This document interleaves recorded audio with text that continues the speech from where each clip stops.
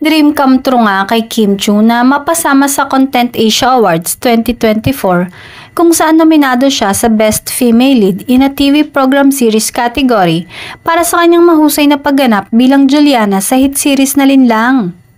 At dahil nasa Taiwan nga si Kim ay mukhang miss na siya ni Paolo Avellino na napapabalitang rumored boyfriend na ng aktres. Unti-unti na nga kasing mas nagiging open si Paolo ng pagsasabi ng tungkol sa pagmamahal sa aktres. Hindi man diretsahan pero parang may sariling love language ang aktor. Marami nga ang umasa na sasamahan ng aktor si Kim ngunit may show nga si Paolo na schedule upang magpasaya ng ibang kapamilya sa probinsya. Tiyak naman daw na kahit na malayo si Kim ay nakakapag-usap ang dalawa. Tawagan at kumustahan kahit kabado si Kim ay tiyak na isa si Paolo na nagpapalakas ng loob at sumusuporta na makukuha niya ang award.